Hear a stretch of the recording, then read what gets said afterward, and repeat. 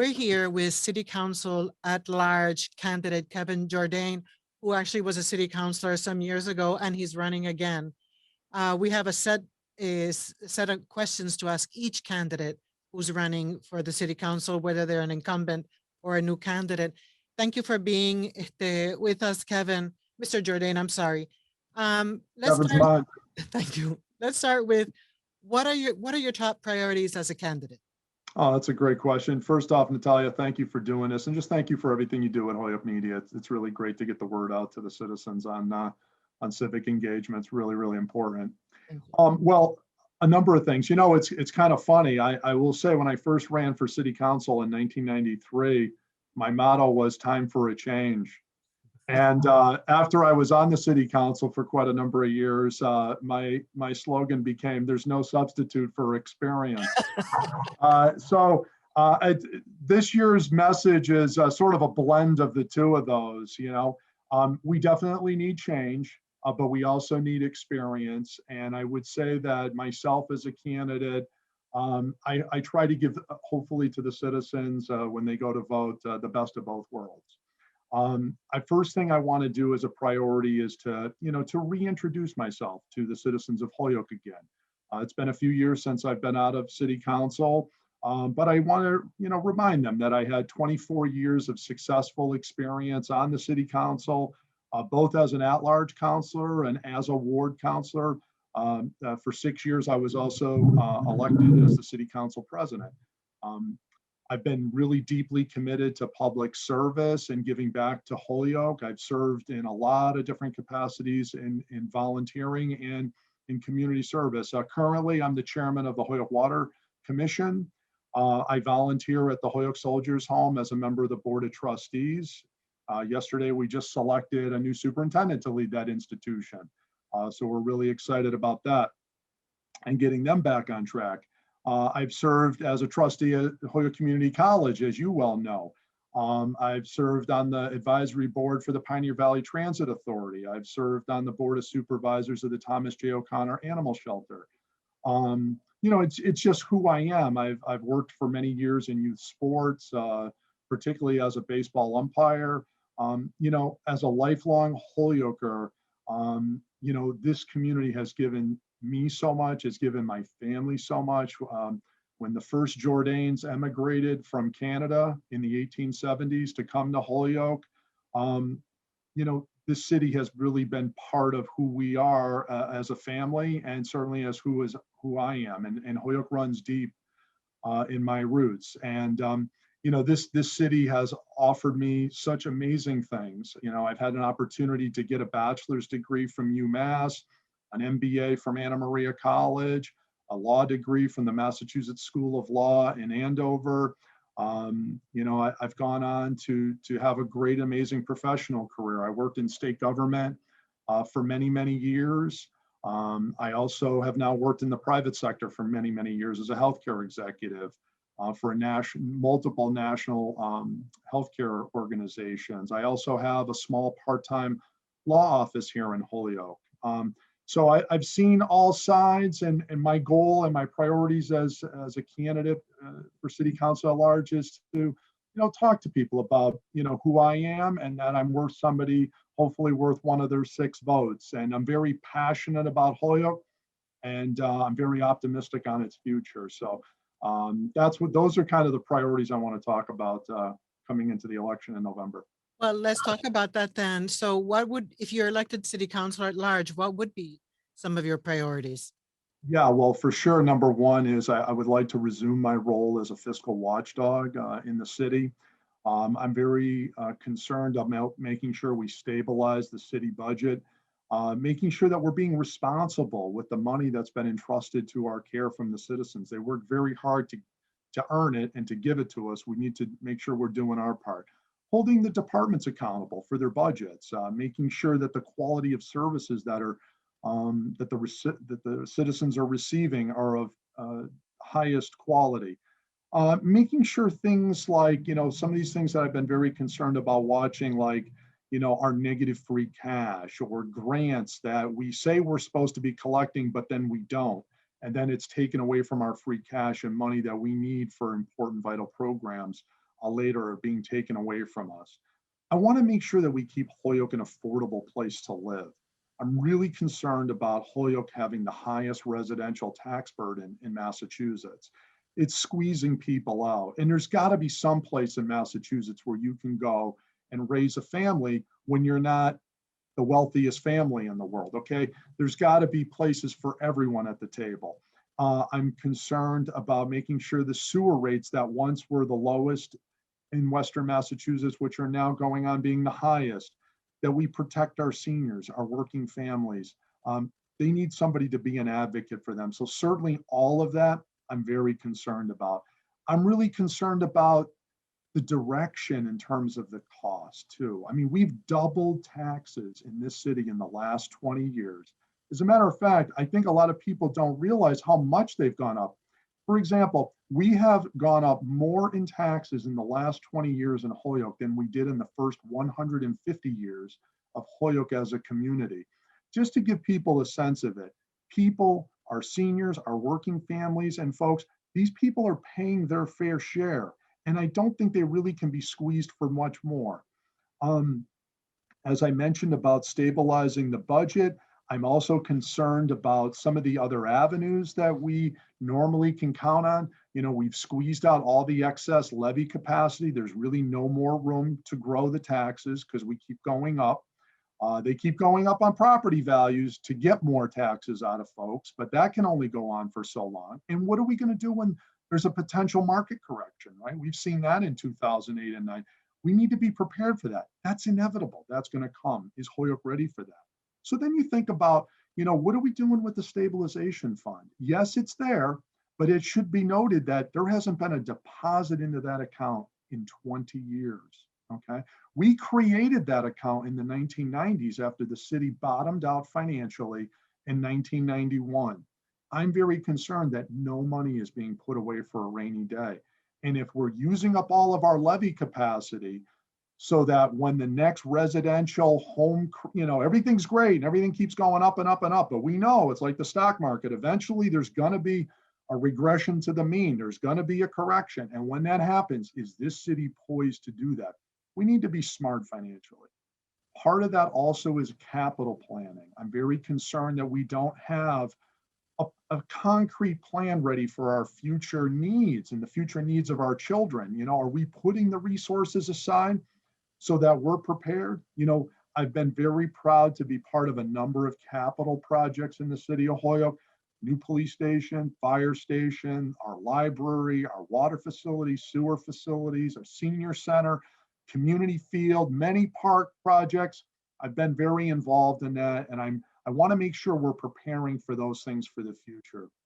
Another big important priority I'm very much in favor of is ending the gas moratorium. I'm also very much in favor of preserving the Holyoke Gas and Electric Department. It's a critically important agency to the city.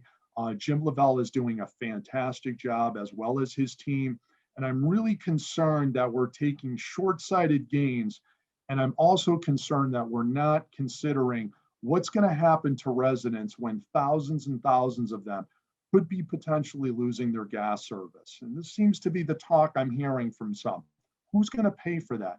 They don't have the resources to pay for those conversions. And does the city even have the millions and millions of dollars necessary to even convert everybody to, say, electricity to then heat their homes or otherwise? The city is not designed to, and if you were to listen to Jim Lavelle, he would tell you this community doesn't have the transformers and all of this in order to even accommodate all electric heat in the city of Holyoke if we were to take away everybody's gas. And we certainly wouldn't want to have people going to oil. That wouldn't gain us anything from a sustainability perspective. The other huge top priority I think is really important is about local control in state aid. I think I can be a powerful advocate for making sure we get proper resources from the state. And certainly the city council needs to be a voice in that with our new mayor that's coming in. Other communities never stepped up when Holyoke stepped up to help a lot of the less advantaged. The problem is Boston has never appropriately funded Holyoke. For decades, this has been going on. and has really shortchanged the community. These local aid funding formulas are really rigged against communities like Holyoke. They don't fund the schools properly. They don't fund government services properly. We need to really be a strong voice on that. And the new administration that's coming in, I hope they're going to make that also a top priority. Certainly is for me. I would say the other big top priority that I'm very concerned about is cleanliness and reputation. I want to make sure that we're out there marketing Holyoke as a great place to live, but we also got to do our part too. I'm really concerned driving through, even High Street and certain other parts, that it's just not the type of cleanliness that it should be. And we can do better. It's not horrible, but it could be a whole world better. And there's a lot of that going throughout. People who are illegally dumping and otherwise, we need to take those folks to task. And back on this local control issue, and I know, you've discussed it a number of times, is we need to get local control back of our schools. I'm really concerned about Boston took over the schools, and back to my point about the lack of resources.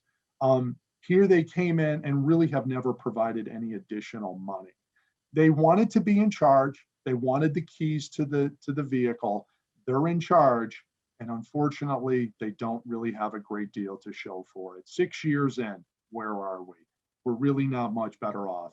And we've lost so many great teachers. So many have become discouraged in this process.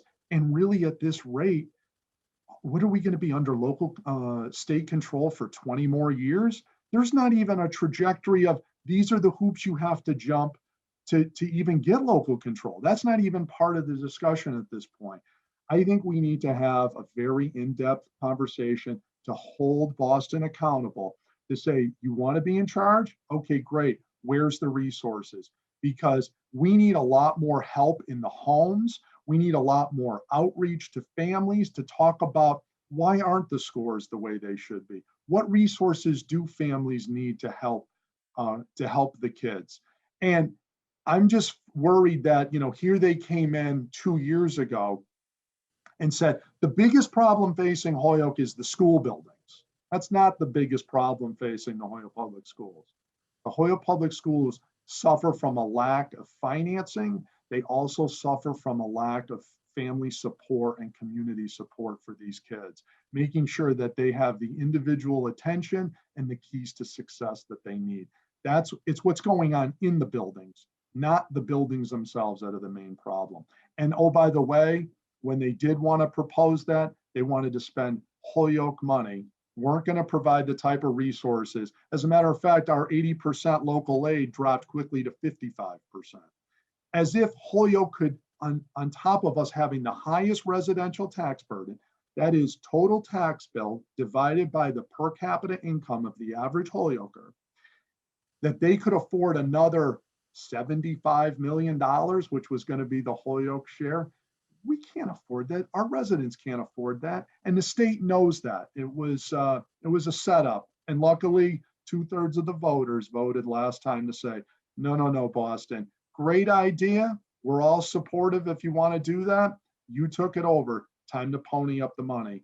And it's guys like myself and others who are out there saying, no, let's hold Boston accountable. You wanted to take this over, but you haven't produced the results. How would you encourage more civic engagement? That's a great question. Well, the first thing, I think it's really twofold. And the first piece of that is listening. We need to respect all voices. The hard part about listening is you have to do it even when you don't like what's being said, right? And that means that's the key part of democracy, is listening to everybody and be prepared to do and to respect people, even if we disagree, because that's how we get to the best solutions, when we listen to everybody. So the first thing I think to really encourage civic engagement is to make people, number one, feel like their opinions are valued. So I would like to continue some of the efforts that I did when I was city council president. One of those was creating a public comment period at the city council. We never had that before.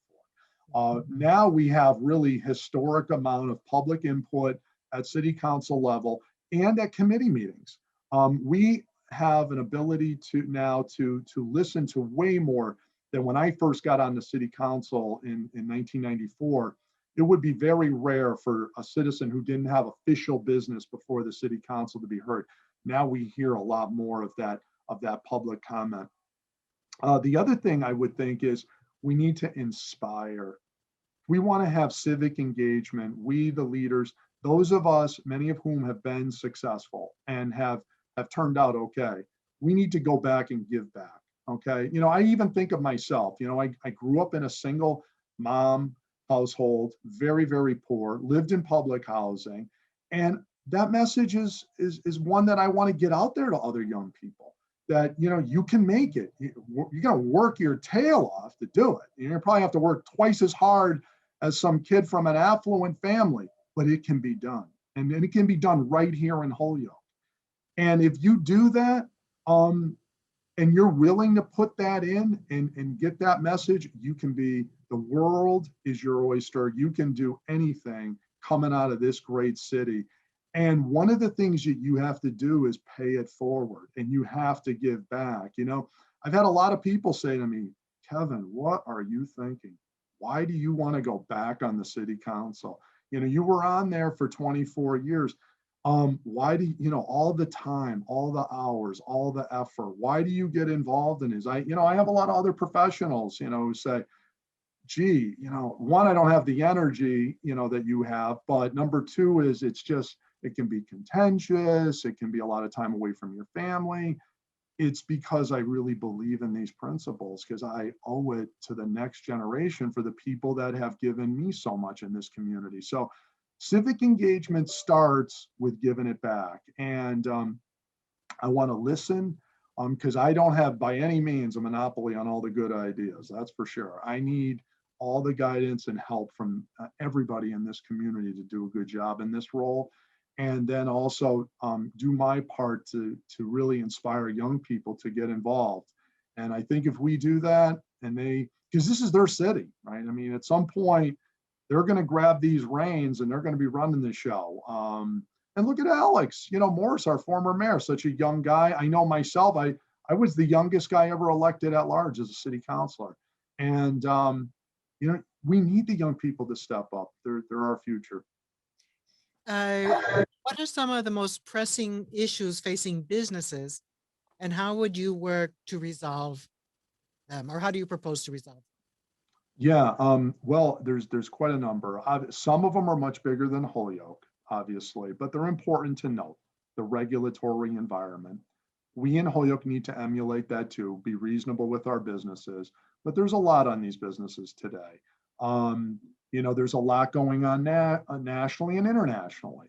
You know, I'm very concerned about the Northeast being at a disadvantage versus some of these other areas. We've seen a lot of our jobs go south and overseas, unfortunately, especially on the manufacturing side of it. So Massachusetts, we got to work a little harder to make sure we're supporting our businesses and being fair with them. We also need tax credits and other initiatives and enterprise efforts in order to support programs that hire employees here in the city and grow small businesses, so that we're being effective as incubators of small business. I want to certainly encourage more state programs, and to the extent we can do that here locally. I know we've given a lot of tax incremental financing and tax breaks. I would continue to support those efforts. But this is a lot of the things that our local businesses, they want to be at a fair advantage and have a good opportunity here to grow. You know, I mentioned the gas moratorium. That certainly is going to be a long-term hamper. You know, if you can't have good access to heating sources for your facilities, and any new additional buildings are not allowed to currently have natural gas service, which forces you to use electric, which isn't as efficient. Or if you want to expand, you cannot get access now to natural gas. One of the other reasons we need to solve that, and there is a solution to the gas moratorium. That's the big thing. we can work with Eversource to expand that pipeline. And that's something we can definitely do if we're willing to do that.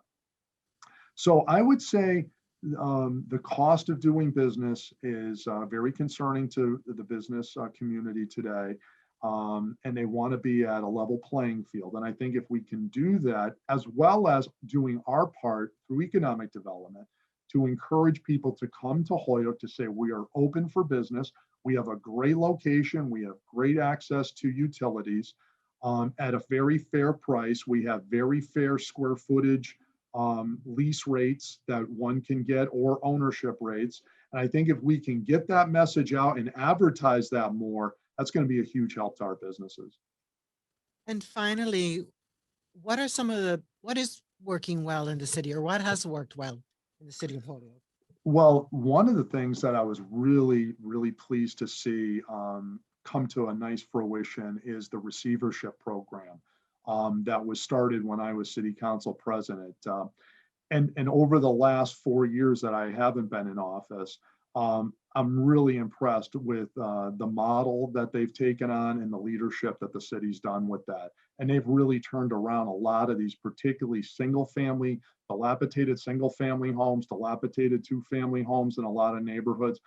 Nothing kills or is more depressing to neighbors who take so much pride in their home to see the house next door is falling apart. Okay. We need to hold those folks accountable. So one of the things, quite frankly, that we were really impressed about the city of Springfield is through them and the housing accord, they were very aggressive about going after these folks and appointing receivers who would fix these homes up, get them back, look beautiful, and everybody's just so thrilled. It's so uplifting. You want to even do more for your home when the home next door looks great. So the city's done a great job with that. They really followed through, and they deserve a lot of credit on that. So I would certainly want to encourage and continue that program.